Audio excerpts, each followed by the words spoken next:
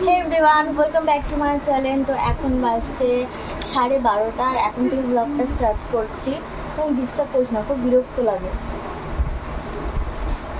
এখন থেকে ব্লগটা স্টার্ট হচ্ছে আর আজকে তো শ্রাবণ মাসের দ্বিতীয় সোমবার। তো আমার আর ট্যাডি ভাইয়ের দুজনেরই পুজো দেখা কমপ্লিট হয়ে গেছে। সবে পুজোতেই উঠলাম আর এখন কি খাবো না খাবো সেটা আজকে তোমাদের সাথে না শেয়ার করবো। মানে আমরা সোমবার করলে কীরকম কী খাওয়া দাওয়া করি সেটা আজকে চলো তোমাদের সাথে শেয়ার করবো। তো এখানে দেখো এখন আমি নারকেল কুড়োচ্ছি আর বাদবাকি ভয়েস দিয়ে দিল। ফলগুলো দেখাও যে এই ফল এনেছে এরকম বলো, কাটবো এ করে মাছ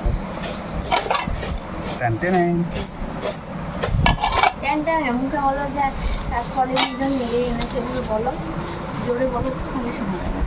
ওই যে ফলের মধ্যে আমি পেয়েছি এই যে নারকেল আর কাঁচা দুধ, কাঁচা দুধ বলতে হবে না, দুধ ফল এটা ফলের মধ্যে ওইগুলো। হ্যাঁ ফলগুলো দেখাও, একটু নর্মাল কাজ করতে পারছে না। দেখেছো পারি না বলে কি বলে।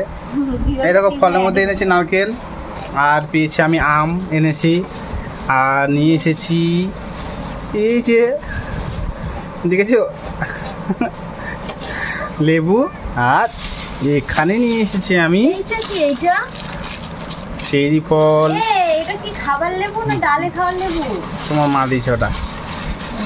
আর এইটা এই কটাই পেয়েছি আজকে আনতে পেরেছি আমি। আর খাবার মধ্যে আমাদের আছে সাবু, দুধ। এই দেখো দেখেছো, আর এই দেখো দুষ্টুটা দেখো, শুধু দুষ্টু করছে বসে বসে, এক নম্বর দুষ্টু। তো চলো আজকে না তোমাদের সাথে সাবু মাখাটা শেয়ার করবো। হ্যাঁ কেউ স্কিপ করো না যে যাই আবার কি দেখা যায় সাবু মাখ থেকে আমরা জানি না। দেখো তোমরা তো জানো, অবশ্যই জানো। আর দেখানোর কারণ হচ্ছে যদি কেউ একটু টিপস দিতে পারো যে অন্য কীভাবে মাখা যায় না যায়। জানো তো সবারই না রেসিপি আলাদা হয়, যে কোনো জিনিসের আমি খেয়াল করে দেখেছি একই খাবার কিন্তু রেসিপিটা একটু অন্যরকম হয়, তাতে না স্বাদটা বদল হয়ে যায়।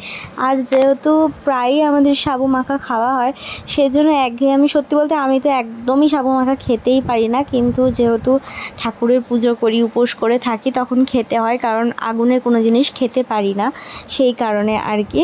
তো আমি যেভাবে মাখি তোমাদের সাথে শেয়ার করছি, একদমই যেটা নর্মাল মাখে সাবু সেভাবেই মাখি। কিন্তু তোমরা কি অন্য কোনো টিপস দিতে পারবে তাহলে অবশ্যই জানিও। আর এখানে ট্যারিবের আমার অনেক হেল্প করে দিচ্ছিল, কলাটা না এক হাতে ছাড়াতে পারছিলাম না, তারপর ট্যারিবের কিছুটা হেল্প করে দিচ্ছিলো। দেখো তোমরা সাইড দিয়ে দেখে বুঝতেই পারবে। আর সত্যি বলতে একটা যে সুন্দর করে আর কি একটা সুন্দর বোল নেব, তারপরে সুন্দর করে তোমাদের সাথে শেয়ার করব সেই অবস্থাটাই ছিলাম না। না আমি ছিলাম না, ট্যারিবের ছিল। কারণ আমরা না সকালেই পুজোটা দিয়ে নিই, যেহেতু আমার অনেক রকম মেডিসিন চলে সেই কারণে আমি অনেকক্ষণ উপোস থাকতেও পারি না গাইজ। মানে বেশিক্ষণ না খেয়ে থাকা আমার এমনিই বারণ আছে, ডক্টরাই বলেছে কোনো রকম উপোস করবে না, কিন্তু মন তো মানে না, কিছু করার নেই। বিশেষ করে সোমবারটা আমি কোনোভাবেই উপোস না করে থাকতে পারি না। তো আমি তো ফার্স্টে ইন্ট্রোতেই বললাম যে 12:30 বাজে, যখনই সাবুটা মাখছিলাম তখন মোটামুটি 1টা বেজে গিয়েছিলো। একদম শরীরে এক চিমটে এনার্জি ছিল না, তখনও পর্যন্ত জল খাইনি সেই কারণে হয়তো। সবে একটুখানি নারকেল খেয়েছিলাম তবুও জল খাইনি। তো আমি দেখলাম সাবু মাখাটা তোমাদের সাথে শেয়ার করি, তারপরে যা খাবার খাবো সেই কারণে না যেভাবে আমরা খেয়েছি সেভাবেই তোমাদের সাথে শেয়ার করেছি। কারণ ওই টাইমে ওই যে বললাম একদম এনার্জি ছিল না যে সুন্দর করে করব। তবে তোমরা যদি বলো, যদি জানাও তবে অবশ্যই আমি একদিন সুন্দর করে একটা বোল নিয়ে যেভাবে আমি রান্নার রেসিপিগুলো শেয়ার করি আর কি। জানি অনেকে তোমরা দেখো ফলো করো কিন্তু একটাও কমেন্ট করো না, যেটা আমার ভীষণই খারাপ লাগে। যাই হোক দেখো আমি কিন্তু আগেই চিনি আর কাঁচা দুধ এর মধ্যে দিয়েছি, আর সঙ্গে দিয়েছি কলা, সাবু আর নারকেল।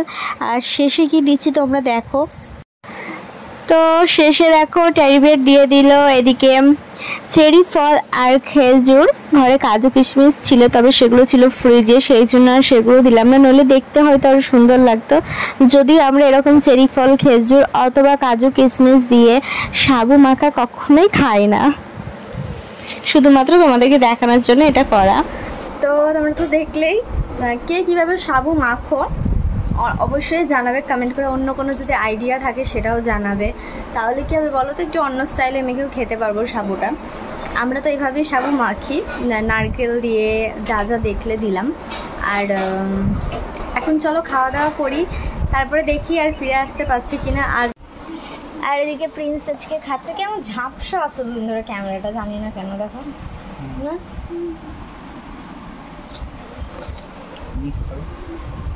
এনার্জি ছিল একদম ডাউন, তার জন্য খাওয়া দাওয়া করার পরে ঘুমিয়ে পড়েছিলাম। আর এখন অলমোস্ট সন্ধ্যা হয়ে এসেছে, এখনও হালকা আলো আছে, তবে বাইরের ওয়েদারটা যেহেতু খারাপ, অন্ধকার মানে 5-10 মিনিটের মধ্যে হয়ে যাবে। আর আমি অনেক ঘুমিয়েছি, ঘুম থেকে ওঠার পর দেখো আমার ঘরে কত কাজ ছিল। আর প্রিন্সকে বলেছি যাও একটু বাইরে তুমি খেলা করো। আর এদিকে আমি কিন্তু সমস্ত ঘরে ওলট পালট হয়ে আছে গাইস, একদমই শরীরে শক্তি ছিল না উপোস করে যে আমি কাজ করব। তো দেখো দেখতেই পাচ্ছ বাসনে ভর্তি হয়ে আছে বেসিনে। তো চলো কাজ কামগুলো করে নিই। দেখো কাজগুলো কিন্তু গল্প করতে করতে করাও হয়ে গেল, কি ভালো হতো না এরকম যদি ফটাস করে এডিটিংয়ের মতো করা হয়েছে। তো কাজ না এরকম হয় না, টাইম তো অবশ্যই লাগে। তারপরে দেখো আমি ঠাকুরটাকে একটু পরিষ্কার করে নিয়েছি, যেহেতু দুধ দিয়ে স্নান করা হয়েছিল। বিছানার চাদর টাদর সব ক্লিন করে ঘরটা আবারও মুছেছি, সন্ধ্যা দিয়েছি। তারপরে বসেছি খাবার নিয়ে, খুব খিদে পাচ্ছিল। তবে না এই যে আমটা দেখো কি বাজে দিয়েছে দোকানদার, মানে আমটা একদমই টেস্টি না, প্লাস হচ্ছে তোমার আমটা কাঁচা আর টক। আর প্রিন্সকে না আমি আজকে মুড়ি খাওয়াবো, ও এইসব একদম পছন্দ করে না মুড়ি খেতে, তবে আমার মনে হয় সব কিছুই খাওয়ানো অভ্যেস করাটা দরকার। দেখো মুখটা কেমন হপ করে আছে, তবে হ্যাঁ ও কিন্তু লক্ষ্মী ছেলের মতো পুরো জল মুড়িটা খেয়ে নিয়েছিল। আর ব্লগটা আর কন্টিনিউ করতে পারলাম না, তো চলো আজকের মতো এতটাই, টাটা।